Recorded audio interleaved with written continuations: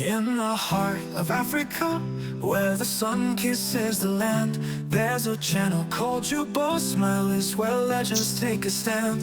From the mighty Taddy to the sat on the worn valley, steps of his neighborhood barber shop, the air thick with the smell of fried street snacks. His world felt so small, suffocating. He wanted out. He wanted more. The flashy cars and designer clothes of the city's elite haunted his dreams. If only he could find a way in. One afternoon, his chance came. As he wandered through a high-end cafe, he overheard a group of wealthy socialites discussing an exclusive rooftop gala, the event of the year. Taddy's heart raced. This was it. He straightened his shirt, flashed his most confident smile, and strode up to their table. "Excuse me, but I couldn't help overhearing. I'm a professional event planner, and trust me, I can make your gala unforgettable." His voice dripped with assurance, his words rehearsed like a well-practiced script. The group exchanged skeptical glances, but were intrigued by his charisma. "All right," one of them finally said, "you are in." On the night of the event, Tade transformed. Dressed in a tailored suit he borrowed from a friend, he stepped onto the rooftop like he owned it. The golden glow of the city lights bathed the terrace.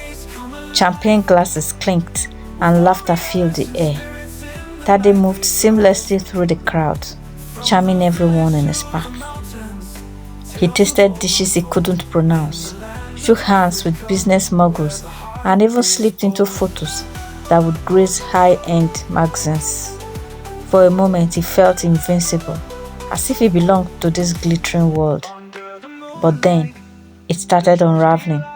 The host, a sharp-eyed man named Mr. Adisa, approached him with a polite but firm smile. "Tade, isn't it? Tell me, where exactly have you worked as an event planner?" Tade froze for a split second but quickly recovered. "Oh, several places. Private events, corporate functions," he rambled, weaving vague details together. But Mr. Adisa's smile faded, his gaze unrelenting.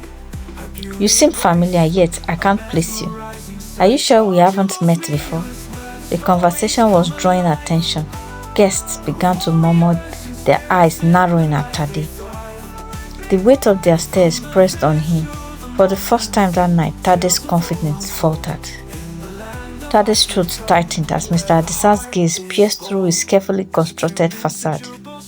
The murmurs around him grew louder, like ripples in still water, after a stone had been thrown. His heart pounded, but he forced a smile, trying to deflect.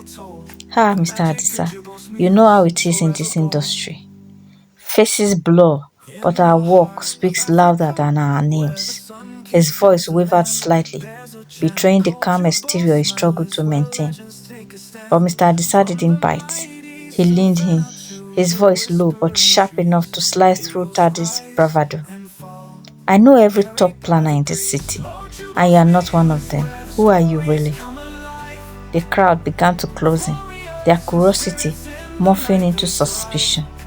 Tade felt the walls of the glittering rooftop closing in around him. His borrowed suit suddenly felt too tight, the air too thin. A woman whispered loudly, "I saw him at the market last week. Didn't he work at that small shop?" Tade's face burned. The luxurious scene blurred before his eyes. The laughter and clinking glasses now a distant hum. He wanted to run, but his feet felt glued to the polished tiles. "Aye," Tade started, his voice cracking. The weight of their stares crushed his carefully curated confidence. For a moment, his mind raced with lies, excuses, anything to save face. But deep down, he knew he was cornered. Mr. Adisa stepped back and addressed the crowd. "Ladies and gentlemen, I believe our guest here has been embellishing his story." His tone was calm, but his words carried an undeniable edge. A ripple of disapproval spread through the crowd, and Tade's world crumbled. The elite he had idolized moments ago now looked at him like he was an insect under a microscope. "Security," Mr. Adisa called out, and two uniformed men appeared from the shadows. "Please escort Mr. whatever his name is out." Tade opened his mouth to protest, but stopped.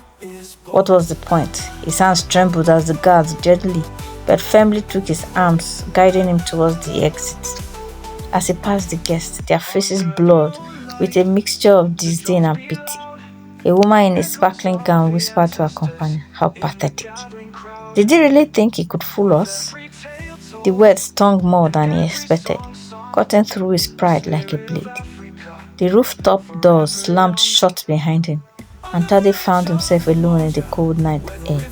The city lights twinkled mockingly in the distance, as if reminding him of the world he tried so desperately to claim. He pulled the borrowed suit jacket tighter around himself and began walking aimlessly. The glitz and glamour he had craved for so deeply now felt like a cruel mirage, leaving behind nothing but emptiness. Tade wandered through the empty streets, the echoes of laughter and whispers from the gala replaying in his mind. Each step felt heavier than the last, his chest tight with shame. He stopped at a quiet park bench and sank onto it, burying his face in his hands. The borrowed suit, once a symbol of his ambition, now felt like a costume he had been unworthy to wear. He replayed the night over and over, wondering where it had all gone wrong. He had wanted so desperately to belong, to escape the limits of his modest life, but instead of climbing up the right way, he had leaped too high and crashed even harder. As the night deepened, a homeless man shuffled past, stopping briefly to glance at Tade. "Rough night, eh?" he asked, his voice raspy but kind. Tade looked up, tears pooling in his eyes. "I just wanted to be someone people respected." The man chuckled softly. "Respect isn't something you borrow or fake. You earn it little by little. Trust me, shortcuts only make the fall harder." Those words struck a chord deep within Tade. He realized that in his rush to escape his reality, he had lost sight of what truly mattered: hard work, integrity, and building something real. He had wanted the rewards without the journey, and the price for his impatience had been humiliation. The next morning, Tade returned the borrowed suit, thanked his friend, and walked into a small shop. For the first time, he didn't resent his humble walls. He decided to make the most of what he had, starting from scratch. Months passed, and Tade began transforming his shop into a thriving business. He worked tirelessly, earning the trust and respect of his community. He networked honestly, learning from those around him, instead of trying to pretend he was their equal. Slowly, opportunities came, not from lies, but from genuine efforts. Years passed. Tade stood on another rooftop, this time as a guest of honor at a community gala. He had earned his place through hard work and humility. As he looked out over the city, he smiled. The road had been long and filled with lessons, but the respect he now held was real. Moral of the lesson: true success is built on honesty, integrity, and perseverance. Shortcuts may promise quick rewards, but they often lead to harder falls. Respect and greatness come to those who are willing to put in the work. On the village of Umoja, where the rivers flow, lives a maiden named Amina, with a heart aglow. She dances with the spirits in the